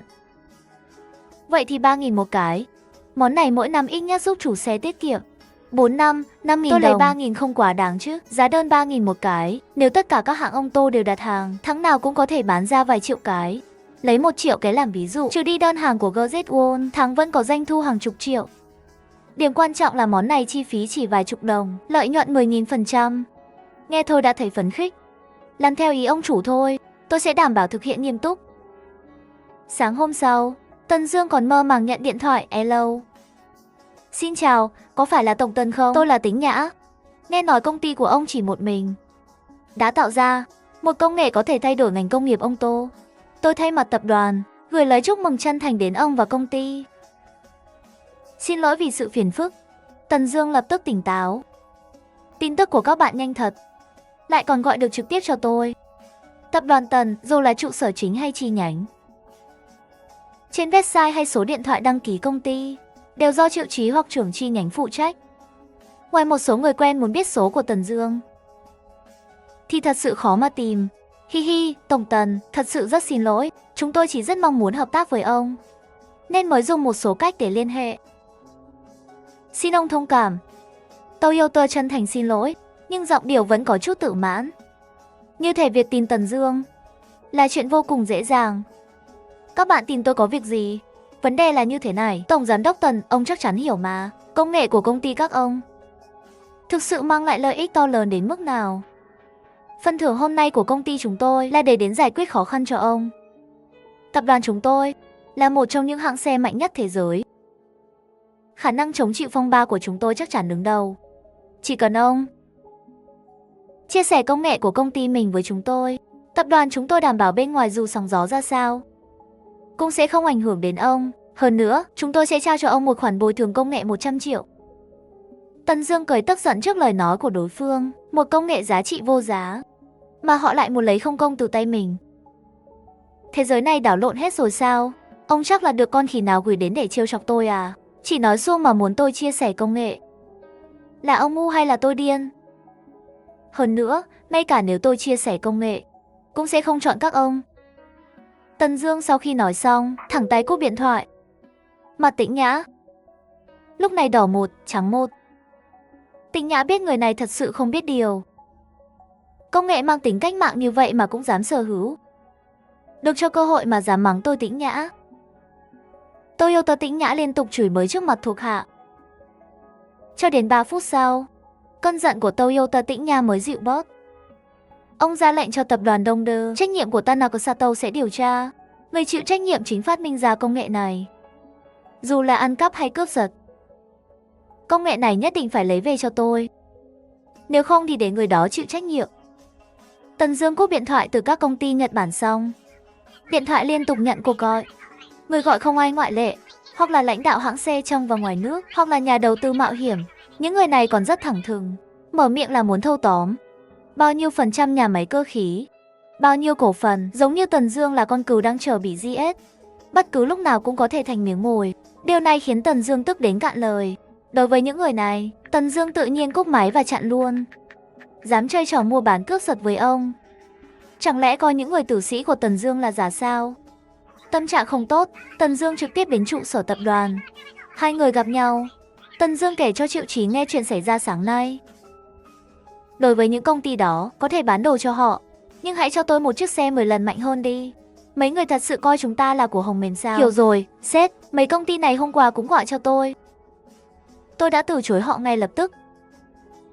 Không chấp nhận mua cổ phần, cũng không đồng ý mua công nghệ. Không ngờ họ lại gọi đến cho ông. Xin lỗi sếp. Đây là lỗi của tôi trong công việc, không trách cậu. Mấy công ty này, công ty nào mà không phải là tập đoàn xuyên quốc gia, năng lực kinh doanh của họ chắc chắn đều đứng tắp. Muốn tìm ra tôi đâu có gì khó khăn. Sếp, khoảng thời gian này ông vẫn nên chú ý thêm về vấn đề an toàn. Tôi nghĩ rằng với sự từ chối của chúng ta, chắc những doanh nghiệp này sẽ không dễ dàng bỏ qua đâu. Tôi biết, tôi sẽ cẩn thận. Tiểu Quân Kim, cậu nghĩ sao về buổi ra mắt của Đông Đại Long Thành? Buổi ra mắt của Long Thành, tôi đã xem rồi. Về Tần Dương, tôi có ấn tượng rất sâu sắc. Anh ta dám tự tin đến vậy. Tôi nghĩ công nghệ đó thật sự có thể là do Đông Đại phát triển. Nếu công nghệ này được lắp vào xe, đối với tập đoàn chúng ta sẽ là một thử thách chưa từng có. Hiện giờ, suy nghĩ của tôi là xem thử có thể đàm phán với công ty sở hữu công nghệ này không? Cách tốt nhất là đạt được thỏa thuận về việc mua lại hoặc tham gia cổ phần. Nếu không được, thì cũng phải hợp tác sâu với đối phương, để chúng ta nắm quyền sử dụng công nghệ. Như vậy mới không gây tổn thất quá lớn cho tập đoàn. Suy nghĩ của Tiểu Quân Kim hoàn toàn đồng ý với tôi. Nhưng thật tiếc, một chuyện đơn giản như vậy lại bị đám mốc ở trụ sở làm hỏng mất. Trụ sở không thông qua tôi. Tự ý đàm phán với người sở hữu công nghệ, cuối cùng lại đàm phán thất bại. Hôm nay hội đồng quản trị đã ra lệnh cho tôi, yêu cầu tôi bằng mọi giá phải mang công nghệ này về. Làm sao lại có thể hỏng được chứ? Lẽ ra, dù đối phương không đồng ý mua lại hoặc tham gia cổ phần, họ cũng không thể từ chối hợp tác bình thường. Đúng là cái thằng Toyota Tĩnh Nhã ngu ngốc đó. Hành động tự ý gây ra hậu quả như vậy là do cái thằng đó. Đúng là tên ngốc Toyota Tĩnh Nhã đã làm ra chuyện này. Nhắc đến Toyota Tĩnh Nhã, Đinh Cá suýt nữa đã muốn ăn sống hắn ta. Là hắn à? Thì ra làm ra chuyện ngốc nghếch như vậy cũng không ngoài dự đoán. Gọi tôi lại, có ý tưởng gì không? Tiểu Quân Kim, cậu từ nhỏ đã sống ở Đông Đại, có tên và thói quen của người Đông Đại, mà bản thân lại là chuyên gia cơ khí lớn. Suy nghĩ của tôi là hy vọng cậu có thể gia nhập công ty đó. Công ty có tên là Cơ khí sản xuất. Với khả năng của cậu, chắc chắn không lâu nữa sẽ được trọng dụng. Như vậy cậu sẽ có thể tìm ra công nghệ lõi của đối phương. Rốt cuộc là gì? Mang nó về. Như vậy không chỉ giúp chúng ta tiết kiệm được rất nhiều tiền, mà còn nắm giữ được công nghệ này. Gương mặt của Tiểu Quân Kim lập tức trở nên khó coi. Mặc dù lời của Linh Ca nghe có vẻ nhẹ nhàng, nhưng thực chất là đang yêu cầu cậu ta làm gián điệp thương mại. Chuyện này cứ thế mà quyết định. Tiểu Quân Kim, có một câu nói cổ của Đông Đại là đừng quên gốc rễ. Đừng quên, lúc đầu tập đoàn đã gửi cậu đến Đông Đại để định cư vì lý do gì? Tiểu Quân Kim nghe xong có chút ngẩn ngơ. Cuối cùng gật đầu được. Nhưng tôi có yêu cầu, khi công nghệ này được tôi mang về thành công, tôi muốn về nước. Ha ha, điều này là đương nhiên. Một ngày sáng sớm, phòng họp trụ sở tập đoàn hình sự. Mục tiêu của các công ty xe hơi hôm nay là để giành lấy đơn hàng. Ai có thể giành được đơn hàng về bộ chế hoa khí siêu cấp trước, ai sẽ chiếm ưu thế trên thị trường. Chào mừng các giám đốc đến với tập đoàn Kinsey. Tôi là Triệu Chí, giám đốc điều hành hiện tại của tập đoàn Kinsey. Cuộc đàm phán hôm nay được tôi đại diện cho công ty con sản xuất cơ khí của Kinsey. Mục đích chính của chúng tôi hôm nay, chúng tôi đã thảo luận qua điện thoại rồi, nên ở đây tôi sẽ không nói thêm nhiều. Bây giờ xin mời các vị nghe về điều kiện của chúng tôi vì vấn đề năng lực sản xuất. Hiện tại công ty chúng tôi, mỗi công ty mỗi tháng chỉ có thể cung cấp 150.000 đơn hàng và yêu cầu thanh toán trước 70% tiền cọc cho đơn hàng. Trong đó Bit Changan, Geely Chery, Hammer, Uling, Becky, Hongki. Công ty chúng tôi đưa ra giá 3.000 một đơn. Còn với những công ty khác, giá là 30.000 một đơn. Vừa dứt lời Triệu Chí, phía dưới lập tức ồn ào. Triệu Tổng, sao lại thế? Tại sao bọn họ chỉ phải trả 3.000 một đơn, còn chúng tôi lại phải trả 30.000 một đơn? Điều này không thể chấp nhận được. Triệu Chí vẫy tay, ra hiệu cho người bên Đông Phương đừng vội. Sau đó nhìn về phía đại diện của Bit. Các bạn có thắc mắc gì không? Thực ra khi Triệu Chí vừa nói về mức giá 3.000, đại diện Bit đã muốn hỏi. Nhưng rồi lại nghe thấy các doanh nghiệp khác từ tập đoàn Kinsey đã yêu cầu giá cao 30.000 một đơn. Ngay lập tức họ ngừng lại. Mọi người bán 30.000, còn mình chỉ có 3.000. Còn hỏi cái gì nữa? Không vấn đề gì, Triệu Tổng. Giá cả, tiền cọc gì đều không thành vấn đề. Nhưng số lượng đơn hàng có vẻ ít quá. Liệu có thể tăng thêm không? Mỗi tháng 200.000 đơn được không? Lý Tổng, không phải tôi không muốn tăng, chỉ là năng lực sản xuất của chúng tôi có hạn. Các ông đợi một chút nữa nhé. Khi dây chuyền sản xuất mới hoàn thiện, sẽ tăng thêm không muộn. Vậy thì được rồi, đã không vấn đề gì. Ngay sau đó Triệu Chí lại quay sang nhìn các đại diện của Chery và các công ty xe hơi như Hongki. Các đại diện này cũng vội vàng nói không vấn đề gì. Triệu Chí gật đầu.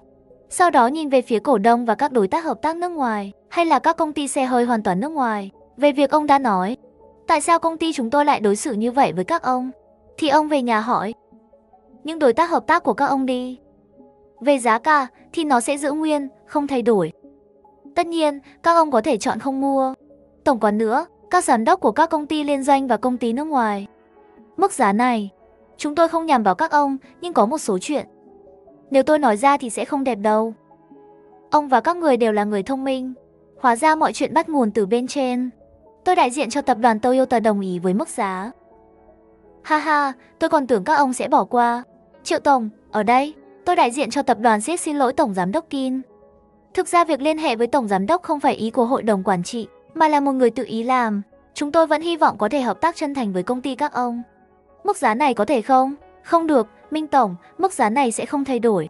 Đây là mức giá tối thiểu của công ty chúng tôi, và đây là mức giá do Tổng Giám đốc tự tay quyết định. Các ông hẳn đã hiểu ý nghĩa của điều này rồi chứ? Còn nữa, Minh Tổng, chúng ta đều không phải trẻ con. Cái lý do các ông đưa ra thực sự quá khó tin. Các đại diện khác đương nhiên cũng không dám nhắc lại chuyện giảm giá nữa. Cuộc họp kết thúc, Giám đốc Tài chính đưa một tờ giấy cho Triệu Chí. Nội dung trên tờ giấy là bản tổng hợp số tiền đơn hàng lần này. Tổng cộng đặt hàng 2,4 triệu chiếc. Một nửa có giá 3.000, nửa còn lại là 30.000. Tổng hợp lại, doanh thu lần này là 39,6 tỷ.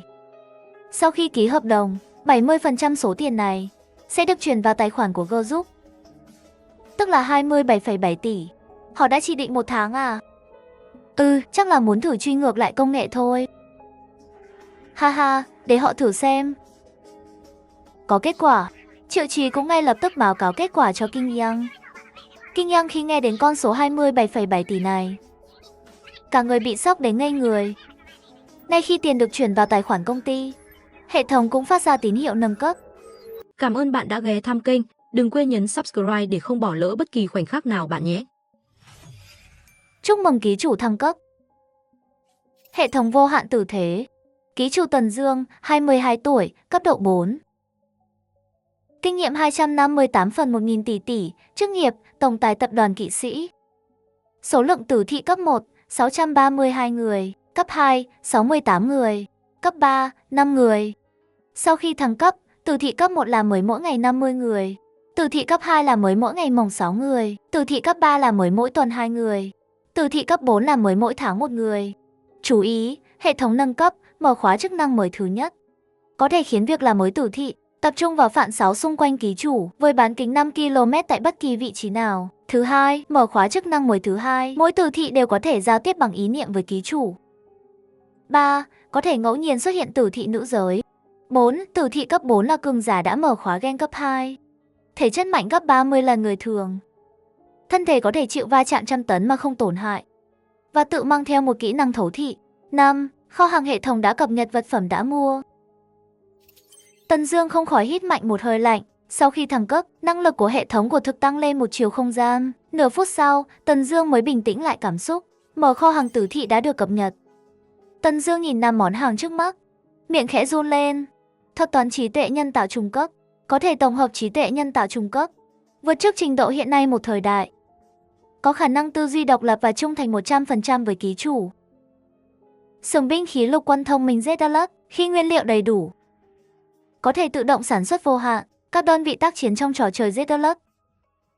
Đến cả xưởng binh khí trong Z Alert mà cũng đem ra bán được. Chẳng lẽ muốn ta sang nước ngoài làm lãnh chúa chiến tranh sao? Ngay sau đó, Tần Dương lắc đầu thật mạnh. Dù sao bây giờ anh đã có tiền, có gia đình, lại còn có cô bạn gái yêu thương nhau thật lòng. Có thể nói đây là đỉnh cao cuộc đời rồi. Đi ra nước ngoài làm lãnh chúa chiến tranh, chưa chắc đã sung sướng bằng bây giờ, đúng không? Trong lòng Tần Dương dù ra sức phủ nhận ý nghĩ đó, nhưng anh lại không biết rằng một hạt giống mang tên Dạ Tâm đang lặng lẽ cắm rễ trong nội tâm của anh. Có lẽ một ngày nào đó nó sẽ phá kén mà ra, điên cuồng sinh trưởng. Tần Dương hít sâu một hơi, từ từ bình ổn lại cảm xúc đang kích động. Không có giảm giá thì giờ cũng chẳng mua nổi, nhưng thuốc cường hóa gen cấp 1 đang giảm giá. Rốt cuộc cũng có thể mua được rồi. Dù các tử thần rất mạnh, nhưng suy cho cùng ta vẫn chỉ là người thường. Nếu gặp phải thảm họa lớn nào đó, nhỡ tử thị cũng không kịp cứu viện, thì chẳng phải tiêu đời sao? Người ta nói cha mẹ không bằng chính mình có, chỉ khi bản thân trở nên mạnh mẽ mới có thể ứng phó với đủ loại rắc rối trong tương lai. Hơn nữa còn tăng tuổi thọ trăm năm, nghĩ thôi cũng thấy phấn khích, đến cả Tần Thủy Hoàng còn muốn sống mãi. Huống chi là ta, Tần Dương. Ngay sau đó, một luồng sáng lóe lên, trong tay Tần Dương liền xuất hiện một ống thuốc. Tin rằng hệ thống sẽ không hại mình, Tần Dương lập tức ngửa đầu uống cạn. Sau khi uống xong, Tần Dương tự giác nằm xuống giường. muốn cẩn thận cảm nhận biến hóa trong cơ thể, nhưng đáng tiếc là rất nhanh, một cơn buồn ngủ nặng nề tràn ngập trong đầu anh. Khi Tần Dương lần nữa tỉnh lại, vô thức nhìn thoáng qua điện thoại, thời gian vẫn ổn, chỉ mới trôi qua 1 tiếng đồng hồ. Tần Dương vừa tỉnh dậy liền ngửi thấy mùi hôi khủng khiếp trên người. Anh lập tức phát hiện mình như biến thành người bùn. Trên người phủ đầy vết bẩn, thấy vậy, Tần Dương vội vàng bật dậy chạy vào phòng tắm. Đầu tiên là tay nắm cửa phòng tắm, Tần Dương cảm giác mình hầu như chưa dùng sức mà đã kéo tuột nó khỏi cửa. Sau đó, trong phòng tắm vang lên tiếng leng keng lách cách và tiếng đồ vật vỡ vụn. Một lúc lâu sau, Tần Dương mới từ phòng tắm cẩn thận bước ra ngoài. Anh ngồi lại trên giường, im lặng vài giây, rồi bất chợt bật cười ngốc nghếch một mình, cảm giác cơ thể tốt hơn bao giờ hết. Dù là tinh thần hay thể xác đều giống như đã được rèn luyện vô số lần, điểm yếu duy nhất là sức mạnh tăng quá nhiều. Bản thân vẫn chưa thích ứng, bất kỳ vật gì trong tay mình đều trở nên dễ vỡ hơn hẳn, nhưng điểm này chắc hẳn dễ khắc phục thôi. Các tử sĩ đều có thể tùy ý kiểm soát bản thân, chỉ cần rèn luyện một chút chắc sẽ ổn. Sau đó Tần Dương gọi Vương Triều đến hỏi: "Lão, tình huống này, chỉ cần đến khu huấn luyện vài ngày là kiểm soát được." Phải nói rằng, thể chất mạnh gấp 10 lần người thường đúng là khủng khiếp. Sau hơn 10 tiếng huấn luyện cường độ cao, anh mới cảm nhận được chút mỏi mệt. Sau khi luyện tập, cũng không còn như trước kia, vừa chạm vào là bóp nát cốc thủy tinh nữa. Khi trở về nhà, đã là nửa đêm đúng 0 giờ. Tầng mà Tần Dương đang ở, quả nhiên lại xuất hiện thêm 59 tử sĩ mới được làm mới. Điều đáng chú ý là, trong 59 tử sĩ mới này, xuất hiện hơn 10 nữ tử sĩ. Vương Triều sắp xếp cho các đồng đội cấp 1 và 2 mới đến, rồi nói, cấp 3, cấp 4 theo tôi. Tần Dương, sức phá hoại của cậu thế nào? Chịu được đạn chứ? Lão Dương, hiện giờ tôi có lẽ là sinh vật carbon, có sức công phá cá thể mạnh nhất trên hành tinh này. Còn về đạn dược, đạn cỡ súng trường chắc chắn không xuyên nổi cơ bắp và xương của tôi. Nhưng nếu là vũ khí hạng nặng cỡ lớn, như súng bắn tỉa hay pháo đạn các loại, khi hỏa lực dồn dập, tôi e rằng không thể chống đỡ nổi. Nhưng với tốc độ và phản ứng thần kinh của tôi, chỉ cần không đối đầu trực diện với quân đội quy mô lớn thì những vũ khí hạng nặng đó cũng khó mà gây tổn thương nghiêm trọng cho tôi. Tần Dương gật đầu khẽ, nhưng đối với sức mạnh cá thể mạnh nhất hành tinh này, Tần Dương vẫn cảm thấy hơi ngứa ngáy tay chân. Đến, thử xem nào. Sau đó Tần Dương nhìn quanh bốn phía, rồi chậm rãi bước đến bên gốc cây. Trong khi Tần Dương còn chưa nhìn rõ, chỉ một câu không nói, vị trí bị Tần Dương va đập đã bị gãy làm 2 khúc. Quá tuyệt! Tần Dương nhìn cảnh này, vươn tay giơ ngón cái khen Tần Dương. Ngay khi trở về trên đường, Tần Dương nhận được tin của Triệu Chí, mặt anh lập tức trở nên rất nghiêm túc. Chẳng bao lâu Tần Dương tới công ty. Khi cửa thang máy mở ra, Triệu Chí và Tiền Tiến đã đứng chờ ở cửa. Cụ thể là chuyện gì? Sếp, đến 2 thiếu tướng và 1 đại tá.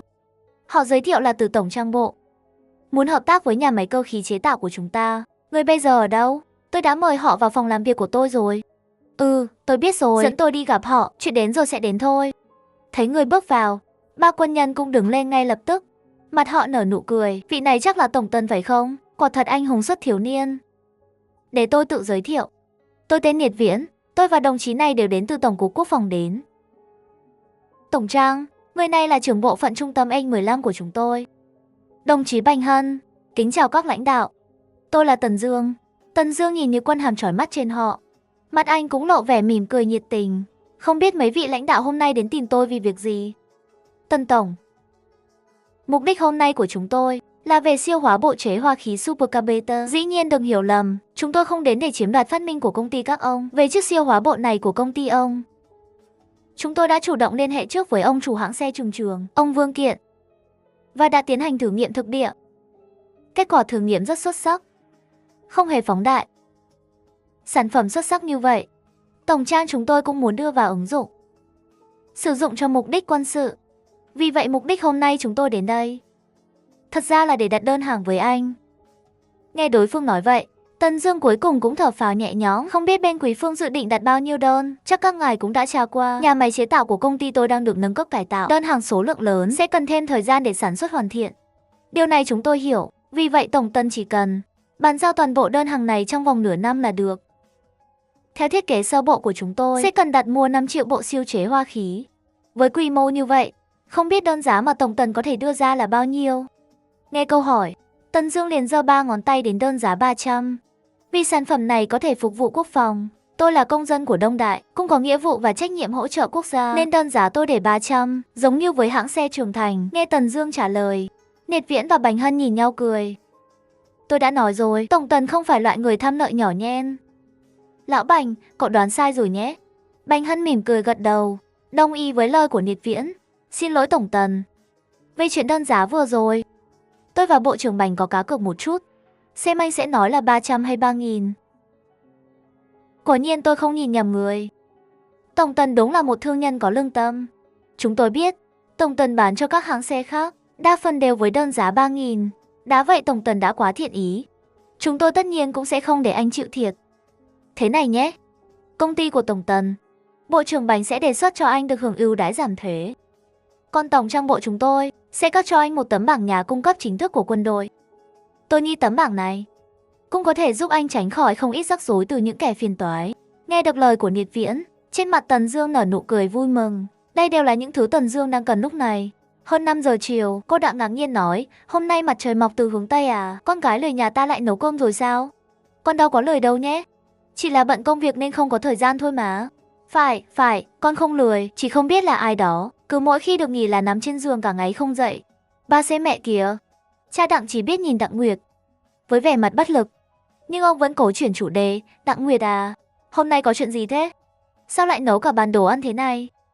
Hi hi, ba mẹ à, hai người rửa tay rồi ăn cơm đi. Một lát nữa con có điều bất ngờ muốn nói cho hai người biết. Khi cả nhà chuẩn bị ăn, bỗng có tiếng gõ cửa vang lên. Chị cả, anh cả. Nhà em ba, nhà em không cần bận rộn đâu. Tôi với Đại Vân ăn xong mới qua đây. Hôm nay tới là có chuyện muốn bàn với mọi người. Chuyện gì thế, con? Là chuyện hôn nhân đại sự của Đặng Nguyệt.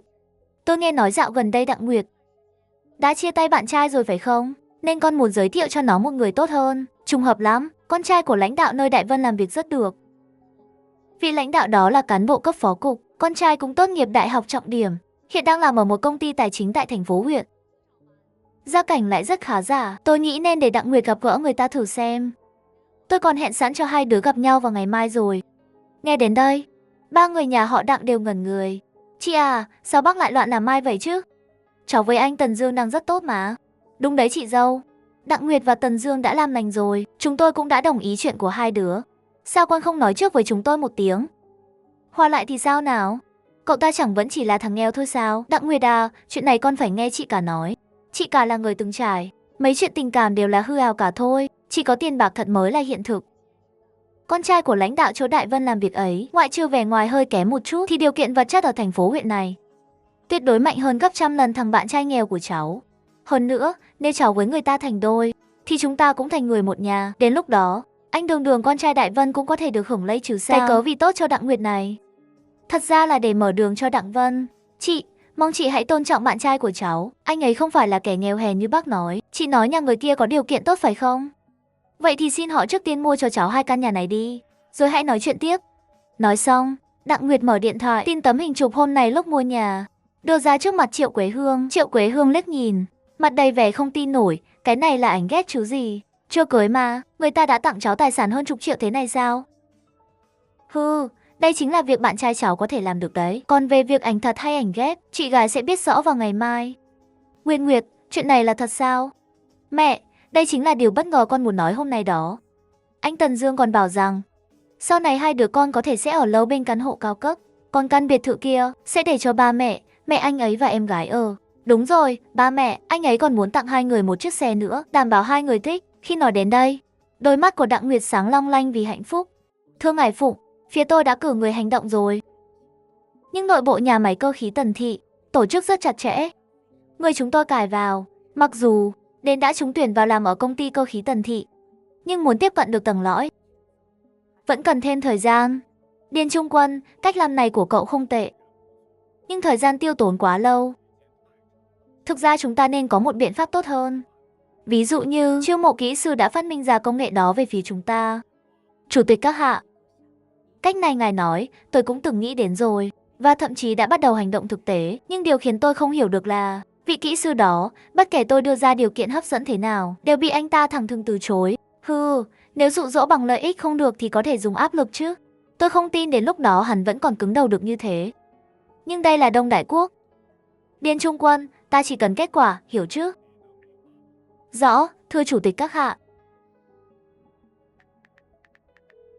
Moshi, trưởng đoàn Tiểu Trạch dạo này vẫn khỏe chứ? Thì ra là Điền Trung Quân à, bên ta vẫn ổn, không tệ, ngươi đột nhiên gọi điện cho ta. Chắc là có chuyện lớn, ha ha, đúng như trưởng đoàn Tiểu Trạch đoán. Chuyện là thế này, ta có một thương vụ trị giá 2 triệu đô la Mỹ. Không biết ngài có hứng thú không? Hả? 2 triệu đô la à? Tất nhiên là có hứng thú rồi, cụ thể là sao? Ta cần đội của ngài giúp ta mời một người. Có thể còn cần các ngài đưa hắn rời khỏi Đông Đại Quốc. Ý của Điền Trung Quân là bắt người từ Đông Đại Quốc đi sao? Người không biết à? Đông Đại Quốc là vùng cấm với loại người như chúng ta, là do ta chưa nói rõ. Người mà ta muốn các người mời, ở Đông Đại chỉ là một người bình thường, chẳng có tiếng tăm gì. Như vậy thì đơn giản hơn nhiều rồi, đúng không? Nếu là thế thì không thành vấn đề. Ha, ta còn tưởng đơn hàng giá cao như vậy, phải là để đối phó với nhân vật lớn cơ đấy, không hề đâu. Chúng ta là đồng hương, ta sao có thể hại ngươi được? Vậy thì thống nhất rồi nhé. Ta sẽ chuyển tiền đặt cọc trước. Khi nhiệm vụ hoàn thành sẽ thanh toán phần còn lại, thế nào? Không vấn đề gì, hôm nay ta sẽ bay đến chỗ ngươi. Giữ liên lạc thường xuyên nhé. Tối hôm đó, một chuyến bay từ Đông Nam Á đến Mado đã hạ cánh đúng giờ xuống sân bay Mado.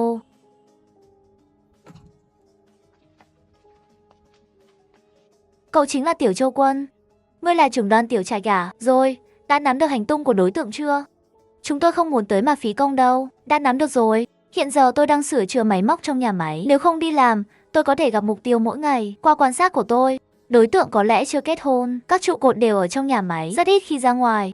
Đây cũng là lý do tôi muốn các người đến đây. Cảm ơn Tiểu Châu Quân. Tiếp theo, ngươi chỉ cần dẫn chúng tôi vào, chỉ ra chỗ ở của hắn là được. Phần còn lại để chúng tôi lo. Nhưng đưa các người vào cũng có chút rủi ro. Tôi cũng đã thử tiếp xúc với các bảo vệ đó. Những người này rất khó tác động.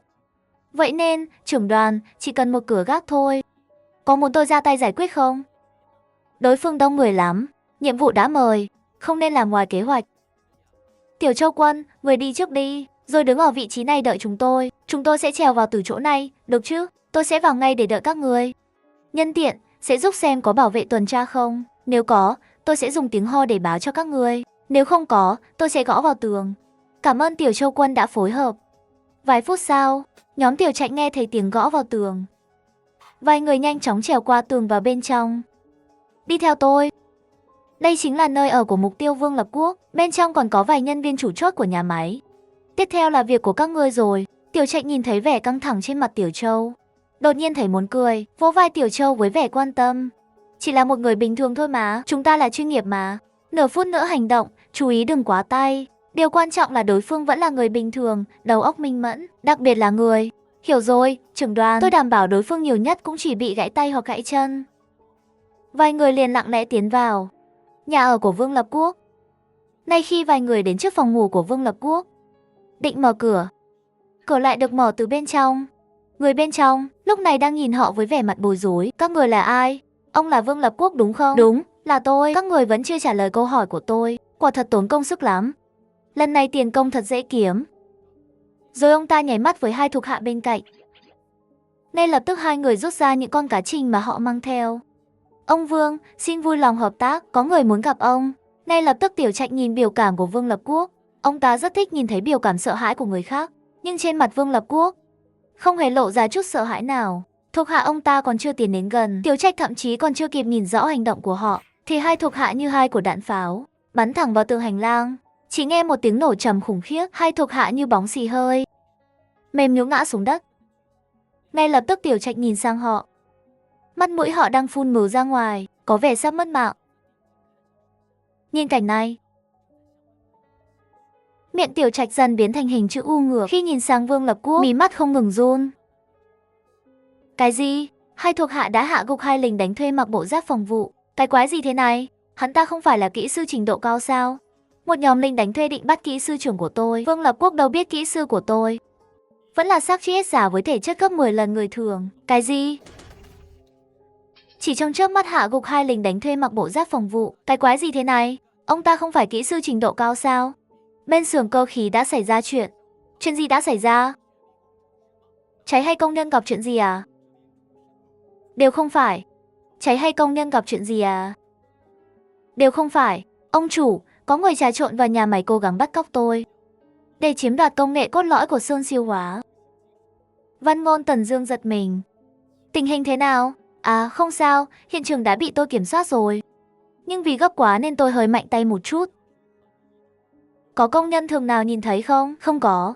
Đối phương có hướng trực tiếp tấn công thẳng tôi. Vậy thì không vấn đề gì. Được, đừng lo. Tôi sẽ đến ngay. Vài chục phút sau, Tần Dương cùng mọi người đến nhà máy. Tần Dương nhìn những người được phủ vải trắng trước mắt, cảm thấy hơi sửng sốt. Đây là mạnh tay một chút hả? Chỉ thiếu 2 người là bị tiêu diệt hết, nhưng họ là người đến bắt trước. Sao không chống cự? Chỉ là mạnh tay một chút thôi. Không sao, cụ thể tình hình thế nào? Những người này từ đâu ra? Sau đó, Vương Lập Quốc kể lại mọi việc đã xảy ra trong một giới trước đó, từng chi tiết một. Ông chủ vừa qua cuộc thẩm vấn của chúng tôi, đã hỏi ra thông tin về những người này. Họ là người Nhật, trà trộn vào lính đánh thuê tại Đông Nam Á. Họ từng được huấn luyện tại trụ sở Nhật Bản của tập đoàn Toyota và trợ lý tại trụ sở chi nhánh Đông Đại, những người hoạch định chiến lược. Tổng giám đốc chi nhánh Đông Đại, Tanaka Lập. Mục đích của họ là từ tôi biết được bí mật cốt lõi của máy siêu hóa Sơn. Trước đây đã có người từng đến nhà máy tìm tôi. Họ muốn tôi nhảy việc theo bất cứ điều kiện nào, nhưng tôi đã từ chối. Lúc đó tôi còn nói trong lòng chỉ có ông chủ của tôi. Không ngờ họ lại dùng thủ đoạn quyết liệt đến vậy, nhanh chóng đến thế, không chỉ bắt cóc xuyên quốc gia mà còn thuê cả lính đánh thuê. Vậy bây giờ phải làm sao? Có nên báo cảnh sát không? Việc này tôi chỉ coi là phòng vệ quốc gia, chắc không có gì nghiêm trọng. Vương Lập Quốc nhìn gương mặt Tần Dương thay đổi thất thường, cẩn thận hỏi. Không cần, chỉ là động vật thôi. GS thì GS, một lát nữa sẽ ném hết vào lò. Lần này là Vương Lập Quốc, nếu lần sau là người nhà mình thì sao? Phải để đối phương hiểu rằng mình không phải dễ bị bắt nạt, không thì rắc rối sẽ nối tiếp nhau. Vĩ nhân từng nói, đánh một đòn cho xong, để khỏi phải chịu trăm đòn sau. Vương Lập Quốc chỉ vào Tiểu Trạch đang bất tỉnh, và Tiểu Châu run rẩy. Hiểu rồi, vậy 2 người này xử lý thế nào? Anh lớn, tôi bị lừa đến làm chuyện này.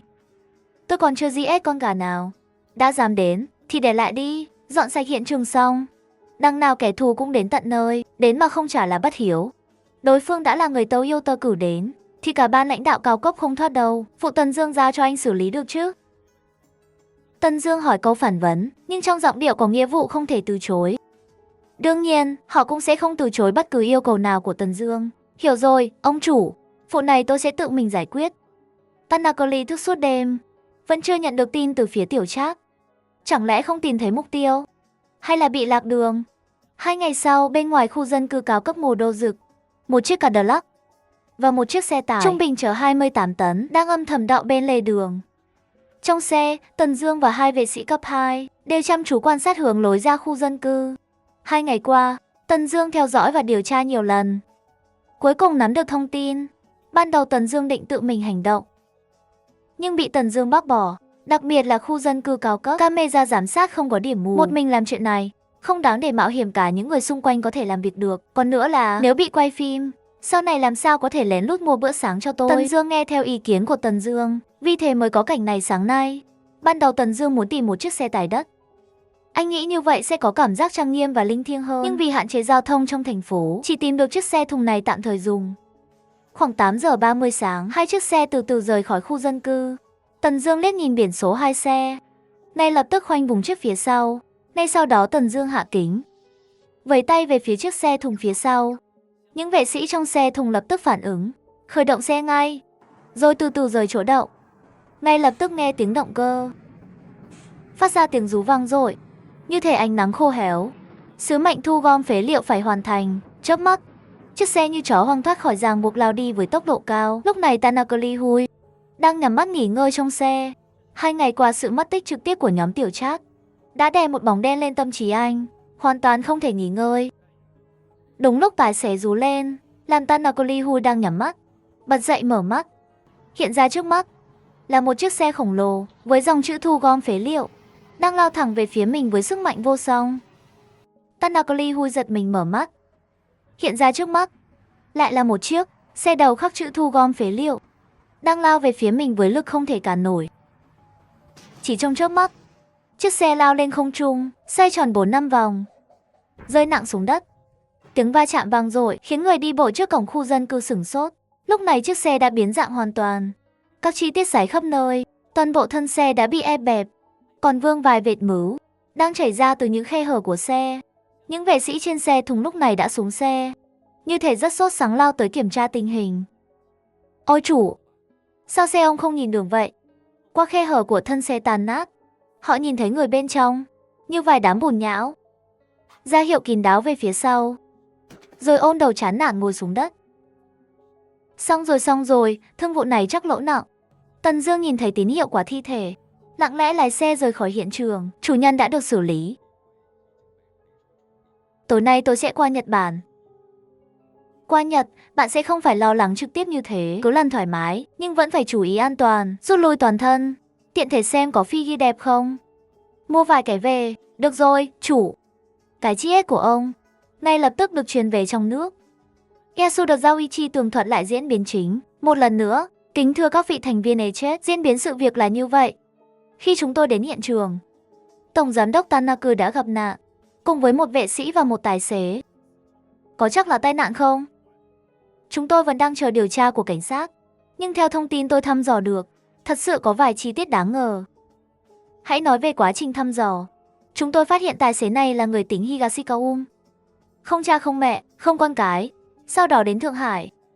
Lẽ ra, tài xế gây tai nạn không nên xuất hiện trước cổng khu dân cư của Tổng Giám đốc Tanaka, và lúc tai nạn xảy ra, tốc độ tài xế rất nhanh. Chuyên gia dự đoán ít nhất 180 km/h, còn nhiều chi tiết nghi vấn khác. Vì vậy tôi cho rằng vụ tai nạn này có nhiều điều khả nghi. Yasuda, anh đã rất tâm huyết. Yasuda anh, phía đó phải tiếp tục điều tra. Khi cần, phải tạo áp lực lên cảnh sát Higashikawa. Dù đây là một vụ tai nạn bình thường, chúng ta vẫn phải để kẻ gây ra chịu hình phạt xứng đáng. Còn ngài Sang Nan, tôi sẽ dùng hết khả năng của mình để an ủi linh hồn Tổng Giám đốc Tanaka nơi thiên giới. Cái chết của Tanaka gần chắc không phải tai nạn. Nhớ lần họp trước tôi nói không? Vài ngày trước, Tanaka đã cử người thực hiện một hành động. Nhưng vài lính đánh thuê tham gia hành động đó lại đồng loạt biến mất, rồi Tanaka xuất trận. Có lẽ chúng ta đã đánh giá thấp đối thủ lần này. Ông, một xưởng cơ khí nhỏ, thật sự có năng lực như vậy sao? Hi hi, qua điều tra, tập đoàn Kin dù không nổi tiếng, nhưng không hề đơn giản như tưởng tượng. Hơn nữa, tốc độ phát triển của tập đoàn cũng cực kỳ ấn tượng.